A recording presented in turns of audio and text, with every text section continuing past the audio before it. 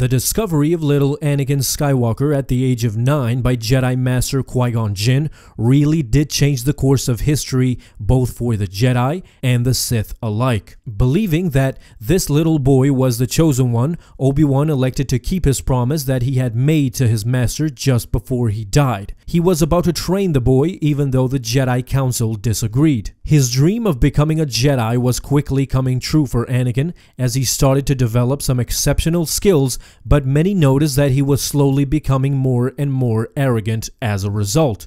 After all this, however, he still idolized his master, Obi-Wan Kenobi, mentioning several times that there was no better master for him, and he truly believed that. It wasn't until the age of 14 that he actually built his own lightsaber on the planet Ilum, and this made his master Kenobi very proud as he proceeded to tell him many times, "Anakin, this weapon is your life." They had many adventures together during the years, one of which Anakin rescued Kenobi after he fell into a nest of Gundarks. But this doesn't mean that everything went well for little Anakin until we see him in episode 2 as a young man. 3 years had gone by since the Battle of Naboo, and it was very apparent that young Anakin was coming to his own and indeed was the best student they had at the Jedi Temple. Everybody could see his potential. One time he even defeated a training droid that he himself had programmed to mimic the exact Sith he saw on Naboo that fought both of his Jedi masters. Meanwhile, it was Mace Windu and Chancellor Palpatine that watched him grow carefully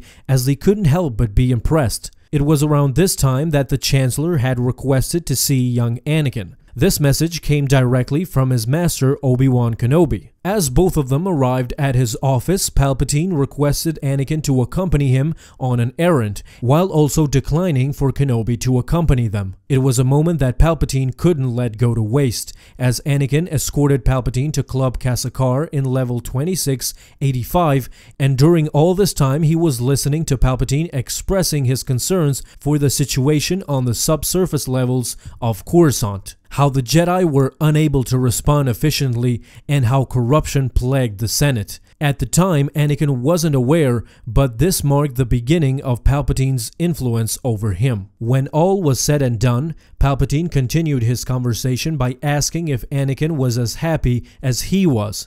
Anakin answered that he was, and that training to become a Jedi was all that he ever wanted. However, on the back of his mind, it did plant a seed of doubt that had not been there before. As he later returned to the Jedi Temple, Anakin told his master Obi-Wan Kenobi that he wants to leave the Jedi Order, feeling uncomfortable about the fact that his entire life was decided when he was only 9 years old, and so he proceeded by surrendering his lightsaber to his master. Now, even though Obi-Wan took the weapon, he pleaded to him that he reconsider.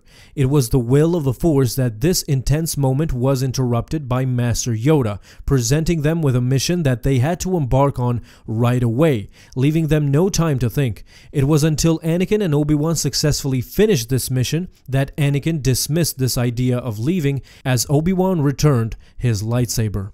Alright guys, that is it for today. Thank you so much for watching this video, and don't forget to leave a thumbs up down below if you have liked this canon story. Be on the lookout tomorrow for a new What If video. Hope you like it and have fun watching it. Have a fun day, and don't forget, may the Force be with you always.